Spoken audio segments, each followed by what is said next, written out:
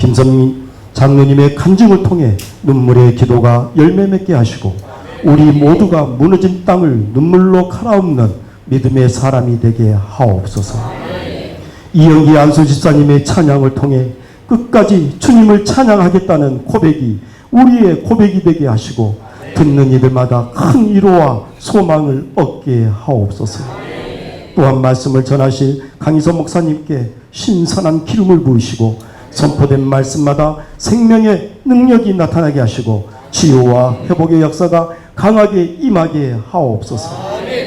오늘 이 집회에 함께한 모든 이들이 찬양과 간증의 말씀을 통해 주님의 임재를 체험하게 하옵소서. 병든 자는 고침을 받으며 낙심한 자는 소망을 얻고 깨어진 가정과 마음이 온전히 회복되게 하여 주옵소서. 주님, 오늘은 감히 주님께 요청합니다. 우리 이영기 안수집사님의 찬양과 간증을 통해 우리 이영기 안수집사님의 육의 치유를 감히 요청하오니 주님의 역사가 일어나게 하여 주시옵소서. 그렇게 행하실 주님을 찬양하며 우리 예수 그리스도 이름으로 기도드립니다. 아멘. 오늘 정말 이 예배는 정말 최근에 우리가 만나기 어려운 집회입니다. 사실은 굉장히 준비하면서도 많은 생각들이 있었던 집회거든요. 네, 첫 번째 모실 이분의 우리가 마음속에 아픔들을 많이 갖고 있잖아요. 본인이 가장 힘든 것처럼 보이는 그 아픔이 이분을 통해서 마음속의 아픔이 다 끄집어내는 그런 시간이 되시고요. 또 그 끄집어낸 그 모든 아픔들이 치유받는 하나님의 역사가 일어나는 그런 놀라운 기적과 같은 그런 간증과 찬양 집회를 해주시는 분입니다. 이런 시골 교회에 이런 기쁨의 동산이라는 이런 너무 멋진 교회가 있다는 것, 저는 지금 이 교회에 오늘 세 번째, 네 번째 집회인지 너무 헷갈립니다만 올 때마다 신선한 충격을 느낍니다. 오늘 이렇게 풀 찬양팀들이 이렇게 세워져서 저나 우리 이영기 집사님이 필요 없지 않을까 싶을 정도로 오늘 또 찬양을 통해서 너무 큰 은혜를 주셔서 너무 감사하고 그냥 편안한 마음으로 여러분 앞에 이렇게 섰습니다.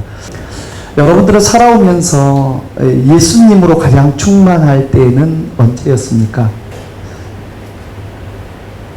지나가다가 나뭇잎이 흔들리는 것을 보면은 너희들도 하나님을 찬양하는구나 하면서 그 나뭇잎과 함께 박자를 맞춰서 찬양을 흥얼거렸던 그때 말입니다.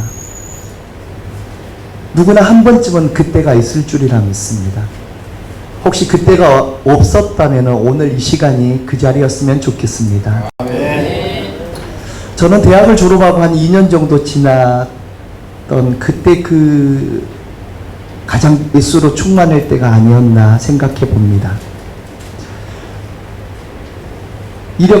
준 공무원 시험에 응시를 하기 위해서 이력서를 받았습니다.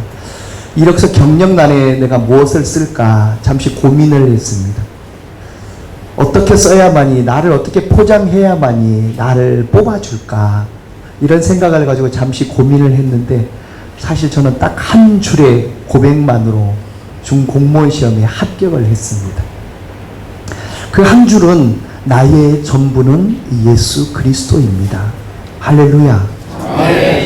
일반 개인 사무실도 아니고 국가에서 월급 주는 준 공무원 시험에 응시를 하면서 장난도 아닌 이력서 경력란에 다른 것도 기록하지 않고 나의 전부는 예수 그리스도입니다 라는 이 배짱 있는 기도를 쓰게 하신 분은 저는 하나님이시라 생각합니다.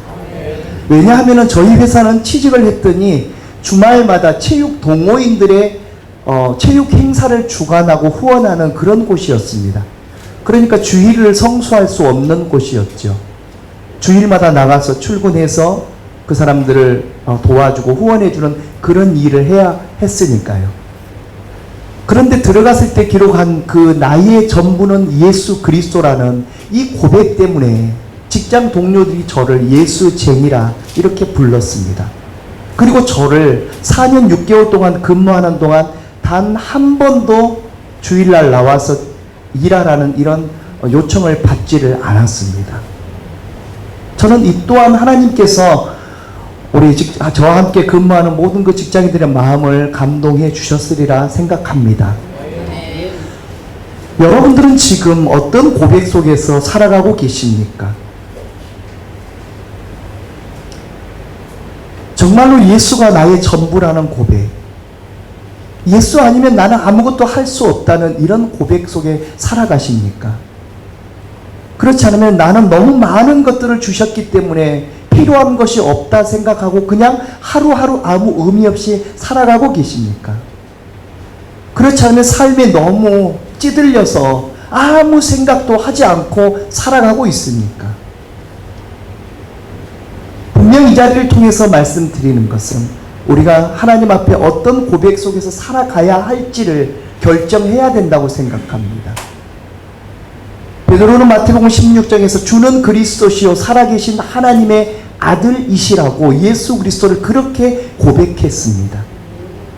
그 고백이 얼마나 기뻤으면 그 고백 위에 내 교회를 세우겠다고 하나님께서 예수님께서 축복하셨습니다. 그리고 그는 성령의 충만함을 받고 나가서 전도할 때마다 하루에 3,000명씩 5,000명씩 돌아오게 하는 능력 있는 전도자로 쓰임을 받습니다. 직업을 폄하하는 것은 아닙니다만은 당시에 베드로가 가지고 있는 직업은 어부였습니다. 어부의 머리에서 예수 그리스도를 주는 그리스도시요 살아계신 하나님의 아들이라 고백할 수 없었을 것입니다. 성령의 큰 도움을 받아서 가능했으리라 믿습니다.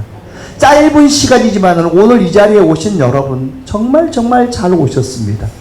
오늘 저녁에 여러분이 하나님 앞에 예수님 앞에 나는 당신을 뭐라고 고백해야 할까요? 라는 그 답을 찾으셨으면 좋겠습니다. 저는 이 과정 속에서 분명히 알았습니다. 베드로가 그랬듯이 당시에 28살밖에 되지 않았던 제가 그랬듯이 우리의 믿음의 고백은 사람을 변화시키고 세상을 변화시키는 하나님의 능력이 된다는 사실입니다.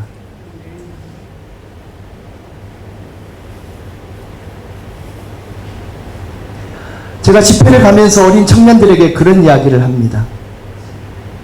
내가 대학을 졸업하고 2년이 지났을 때 첫 직장을 찾으면서 주님과의 이런 고백 속에서 살았더니 주님께서 나를 축복했구나, 나를 축복했다 라고 그 아이들에게 함께 나누면서 내 안에 있는 예수 그리스도를 전하고 그들 속에서 예수 그리스도를 오늘 밤 어떻게 부를 것인지 정하라는 이야기를 합니다. 오늘 이 자리에 오신 여러분들, 젊은이들은 젊은이들대로, 어르신들은 어르신대로 나의 자녀들이 또 내가 예수 그리스도를 과연 어떻게 고백해야 할 것인지 오늘 꼭 그 답을 찾는 이 시간이 되었으면 좋겠습니다.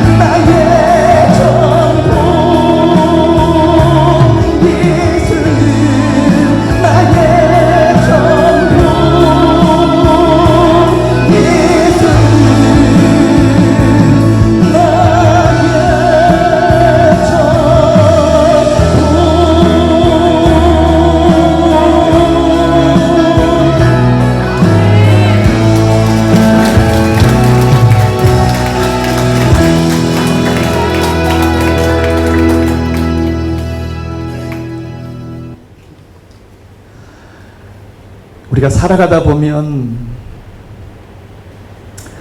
누구나 눈물을 흘려야 할 그런 순간들을 만납니다.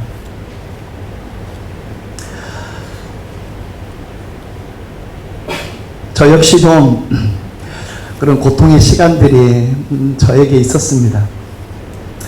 저는 제 아내를 대학교 1학년 때 만나서 6년간 교제를 하면서 제가 교회로 전도를 했습니다. 그리고 결혼을 하고 아들 하나를 낳고 딸 하나 낳고 10년 동안 너무너무 행복한 그런 삶을 살았습니다. 그런데 결혼한 지 10년 차에 이제 저희 가정에 거대한 먹구름이 몰려오기 시작했습니다. 아내가 중증 근무력증이라는 그런 희귀병을 진단받게 된 것입니다. 이 병은 근육이 제 역할을 할 수가 없어서 심할 때는 눈을 뜨고 감는 것도 어렵고 음식을 씹어 삼키는 것도 어렵고 결국에는 일상생활이 그냥 무너져 버리는 그런 고통스러운 병이었습니다. 아내는 무려 5년 동안 서울의 아산병원에서 이 근무력 치료를 받았습니다. 그 과정 여러 가지가 있겠지만 오늘은 시간 관계상 말씀을 드리지 못함이 좀 아쉽습니다만 그렇게 조금 차도가 있고 좀 좋아지려는 그런 그 타이밍에 또 이번에 제 아내가 이제 자궁을 드러내는 그런 시술을 받습니다. 뭐 자궁을 드러내는 거는 그렇게 큰 어려움은 없어요. 그런데 자궁을 드러낸 그 자리에 미세 혈관이 파열이 되어서 1년 반 동안 하혈을 하게 되었습니다. 여자들은 이 고통이 얼마나 큰 고통인지 말씀을 드리지 않아도 잘 아실 것입니다. 이렇게 1년 반을 또 하혈로 고통의 시간을 보낼 수밖에 없었습니다. 그러던 중에 또 40대에는 흔하지 않는 그런 흉선암이라는 그런 희귀암이 또 제 아내에게 겹치면서 10년간의 투병 생활 가운데 저의 모든 것을 그냥 앗아가 버렸습니다. 시간도, 저의 젊음도, 저의 직장도, 하나 남기지 않고 그냥 그 10년의 세월 속에 함께 사라져 버렸습니다. 그런데 아내가 마지막 하늘나라로 가기 전에 아이들을 앉혀놓고 이렇게 유언을 했습니다. 엄마는 이 병을 통해서 하나님과 더 가까워졌단다. 그리고 엄마는 천국을 소망하고 확신하게 되었단다. 그러니까 엄마의 장례식장에서는 절대 눈물보다는 웃음이 가득한 그런 천국 잔치를 만들어 주면 좋겠구나. 아빠와 함께 찬양단을 하면서 함께 만들었던 그 찬양을 엄마 장례식장에 틀어놓고 참여하는 모든 이들이 축제의 장례식으로 이렇게 했었으면 좋겠구나 라는 이런 유언을 저희에게 남겼습니다. 그 유언대로 저희 아이들은 아내를 찬양으로 이렇게 배웅을 했습니다. 이렇게 아내를 떠나보내고 이제 한 8년 정도 세월이 지나면서 제 모든 것들이 제자리를 찾아가고 있는 그런 타이밍이었습니다. 그런데 제 삶에 또 다른 고통이 찾아옵니다. 10년의 병치레를 하면서 3번의 사업을 하고 또 모두 다 말아먹고 그러면서 이제 정말로 빈털터리가 되어 있는 그 타이밍에 당시에 28밖에 되지 않는 제 아들을 하나님께서 또 갑자기 급성 심근경색으로 그냥 데려가셔 버렸습니다.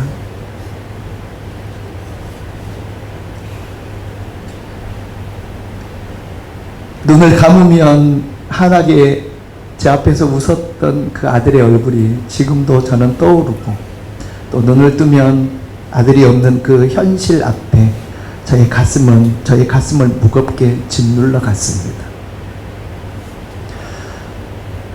딸아이는 오빠를 보내고 도저히 감당을 할 수 없으니 정신과 치료를 또 받으면서까지 이겨내 가고 있었습니다. 그런 딸 앞에서 아빠가 힘들다는 표현을 할 수가 없어서 저는 차로 달려가서 이불을 뒤집어 쓰고 2시간씩 울어야만이 하루를 넘길 수가 있었습니다.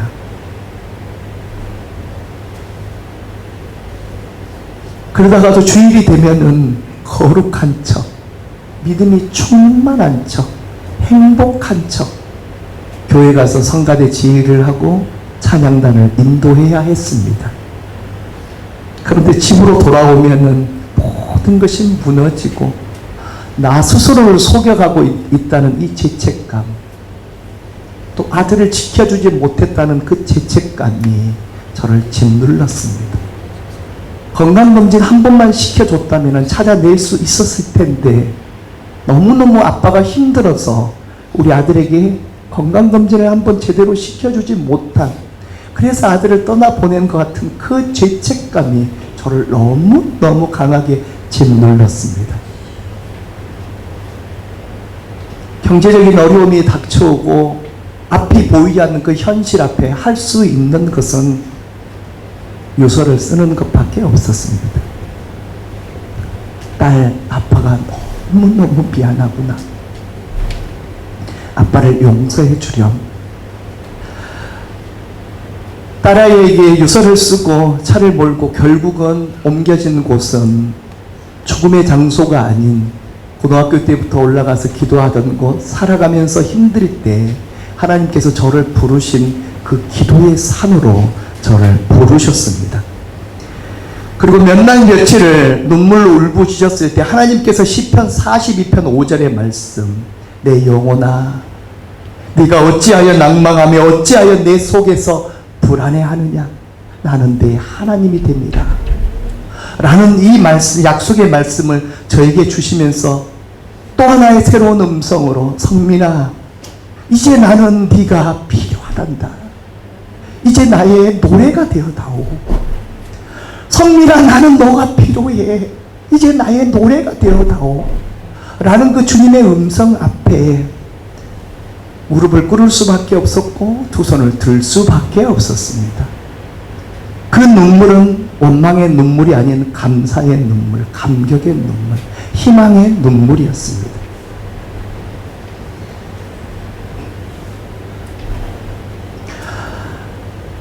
그렇게 저는 이제 찬양으로 다시 일어서게 되었고, 하나님께서 이렇게 이제 간증자로 또 찬양 사역자로 오늘 여러분 앞에 오늘이 74번째 이런 사역을 하게 하셨습니다. 이렇듯 눈물은 저를 다시 기도의 자리로 이끌었고 마침내 제 입술 위에 간절한 기도를 올려놓게 했습니다.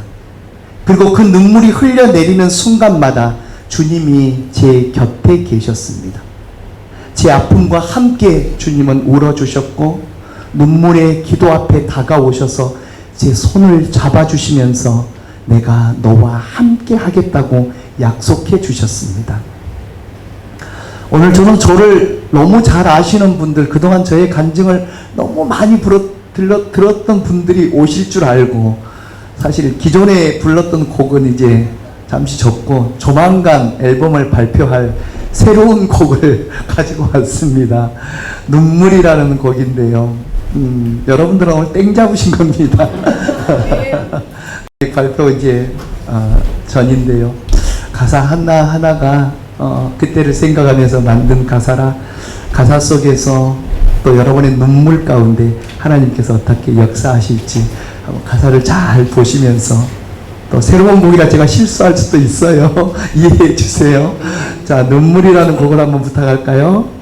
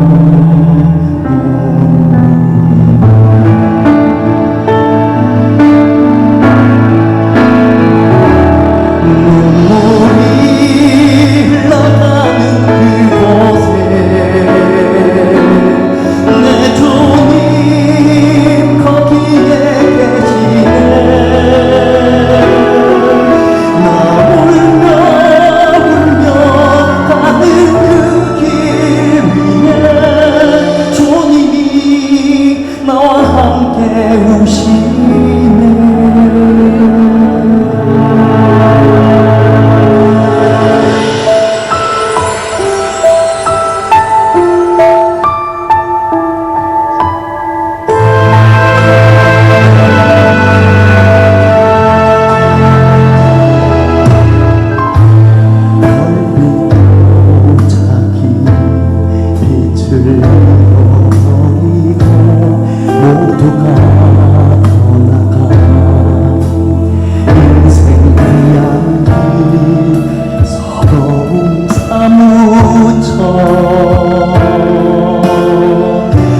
흔들리는 슬픈 어깨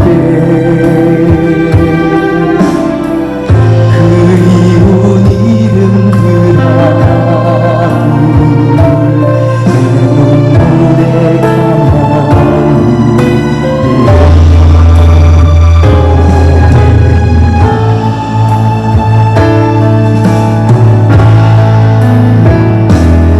눈물이 흘러가는 그곳에 내 주님 거기에 계시네. 나 울며 울며 가는 그 길 위에 주님이 나와 함께 우시네.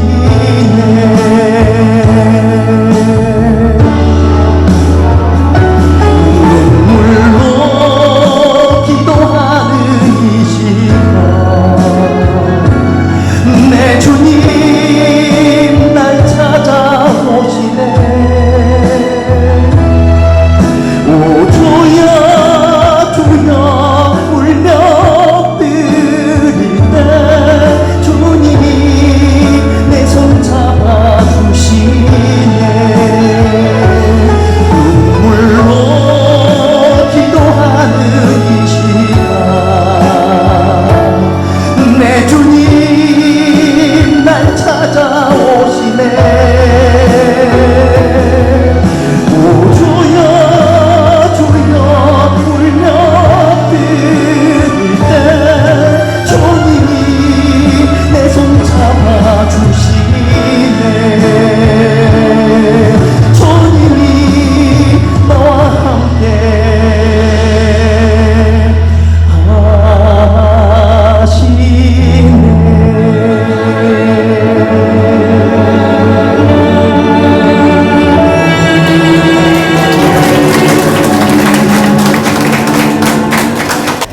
많은 사람들이 저를 보면은 장로님, 교장 선생님 뭐가 그렇게 행복하세요? 저한테 그렇게 늘 이야기를 합니다. 저는 근데 정말 행복합니다. 내 안에 있는 예수 그리스도 때문이겠죠. 그분으로 저를 가득 채웠기 때문이겠죠. 그래서 이제 제 속에는, 제 얼굴에는 슬픔, 근심, 걱정 이런 것들이 보이지 않습니다. 얼마나 감사한지 모릅니다. 여러분들 많은 기도 제목 가운데 아마 계신 줄 아는데 어떤 기도 속에 혹시 여러분들 지금 계십니까? 저는 한 두 가지의 큰 일들이 기억이 나는데요. 하나는 제가 26년 전에 저희 학교에 기간제 교사로 들어간 그 첫날부터 기억이 납니다. 기간제 교사가 강 크게 첫날 제가 교실에서 이렇게 기도했습니다. 하나님, 이 광주 숭일학교에서 제가 사람을 낳는 어부가 되게 해주십시오. 이 광주 숭일중학교에 교장이 되게 해주십시오. 내년에 재개하게 될지도 모르는 그런 기간제 교사가 이런 강 큰 기도를 드렸습니다. 그러나 저는 저의 야망을 실현하고자 드린 그런 기도가 아니었습니다. 믿음의 학교에서 하나님의 나라를 세우고 학생들에게 복음을 전하는 그런 사명자로서 최전선에서 일하고 싶어 했던 그 간절함이 저의 기도를 불러온 것으로 알고 있습니다. 그런데 하나님께서는 이 기도를 얼마나 기뻐하셨는지 즉각적인 응답을 저에게 보이셨습니다. 믿음의 동역자들을 저에게 붙이셨고 함께 찬양단을 조직하게 하셨습니다. 그리고 학교에서 성경 공부 모임을 시작하게 했고, 마침내 또 학교에 기도실을 만들어서 학생들이 종례 후에 집에 가기 전에 그곳에 들려서 기도를 하고 가도록, 또 선생님들도 마찬가지로 그곳에 들려서 학생들과 아이들을 학교를 위해서 기도하고 집에 갈 수 있는 이런 역사를 하나님께서 이루셨습니다. 매주 강당에서 수요일에 한 번씩 드리는 채플 예배가, 처음에 예배를 드리는데 너무너무 어둡고 찬송도 없고 그냥 거룩 그 자체였습니다. 그런데 하나님께서 저희 마음을 감동시키셔서 사람을 붙이셔서 생동감 있는 그런 예배로 이제 만들어 가고 계십니다. 그래서 결국은 이런 삶 가운데 계속해서 하나님 앞에 헌신하면서 생활했더니 24년이 지나서야 저의 기도에 응답을 하셨습니다. 그래서 저는 작년 3월자로 저희 학교에 학교장으로 승진을 했습니다.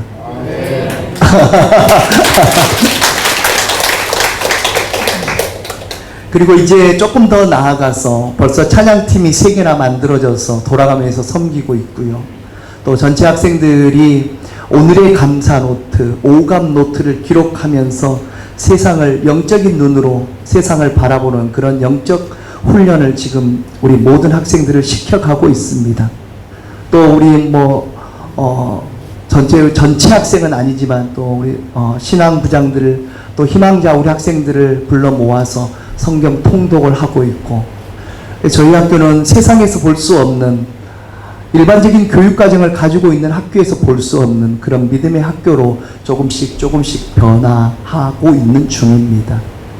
하나님께서 부족한 것을 세워서 그 일을 이렇게 조금씩 감당하게 하고 계십니다.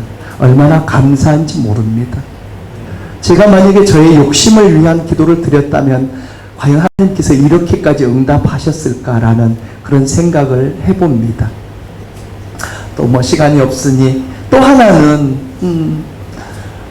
왜 저를 아내까지 데려가고 저의 재산까지 다 가져가시고 그 다음에 아들까지 데려가시면서 저를 이 땅에 남기셨을까? 어떤 사람들은 그냥 욕하고 그냥 저주하고 아마 그렇게 살 것인데, 하나님께서 왜 다시 천국을 바라보면서 그 소망을 가지고 이런 사역자로 살게 하셨을까? 이유를 알았습니다. 저는 45년 동안 계속된 기도 제목이 있었습니다. 저희 어머니를 위한 기도 제목이었습니다. 저희 아버지는 대학교 때 일찍 돌아가셔서 구원 예수 그리스도를 영접하지 못하고 돌아가셨습니다. 그런데 저희 어머니만큼은 어떻게든 예수를 영접했으면 좋겠다, 하루도 쉬지 않고 기도했습니다. 그런데 제가 저희 시골이 전라남도 광양입니다. 광양 중동교회, 저희 교회에서 가서 이런 집회를 하는데 그 자리에 저희 어머니께서 참석을 하셨습니다. 아들이 뭐 한다고 하니까 아무것도 모르고 그냥 오신 거였어요. 당신 생애 처음으로 교회의 첫 발을 내디디신 거죠. 그 자리에서 저의 이야기를 이렇게 들으시더니 엄청나게 눈물을 흘리셔요.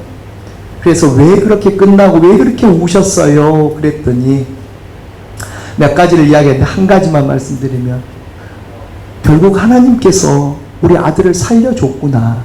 네가 믿고 있는 하나님이 우리 아들을 살렸더구나. 그래서 너무 감사해서 울었다. 이렇게 표현을 해요. 그래서 얼른 영접 기도를 시키고 그 다음 주에 정식으로 교회에 등록하게 했습니다. 돌아 45년이 걸려서 저희 어머니를 구원하게 된 겁니다. 우리가 결과론적인 것을 말씀드리기는 좀 그렇습니다만은, 과연 정말 제가 이런 아픔 속에서 포기하고 유서를 쓰고 나가서 죽어버렸다면 어떻게 저희 어머니를 구원할 수 있고, 어떻게 이렇게 전국을 다니면서 또 영국에서도 이런 집회를 하게 하셨습니다. 어떻게 이렇게 쓰임을 받을 수 있었겠습니까? 그 순간은 너무 아픔이고 고통이고 고난이었지만은 결국 승리하게 하시더니 저를 구원자로, 특히 우리 어머니를 구원하는 그런 통로로 사용을 하셨습니다. 여러분들이 하나님 앞에 드리고 있는 그 기도가 유치원생과 같은 그런 기도보다는 조금 더 수준 있는 기도를 드렸으면 좋겠습니다. 그 기도는 아버지의 뜻을 구하는 기도여야 합니다. 나의 욕심을 강구하는 것이 아니라 하나님의 나라를 이 땅 가운데 확장하고자 하는 그 목적을 가진 기도. 그래야만이 하나님께서 그 기도와 함께 나머지 기도들은 보너스로 들어주실 것입니다. 오늘 저녁에 여러분들이 내 남편 사업 좀 잘 되게 해주세요. 우리 아들, 딸들 서울대학 좀 가게 해주세요. 돈 좀 많이 벌게 해주세요. 이런 기도는 잠시 좀 접으시고 하나님 나를 통해서 어떻게 쓰임받기를 원하십니까? 하나님 내가 속해 있는 교회에서 내가 속해 있는 직장에서 내가 어떻게 예수 믿는 사람으로 쓰임받기를 원하십니까? 하나님 저를 통해서 원하시는 것, 저를 통해서 이루시고자 하는 것이 무엇입니까? 이런 수준 있는 기도로 여러분이 나아가신다면은 나머지 기도는 드리지 않아도 하나님께서 다 아시고 보너스로 주실 것입니다.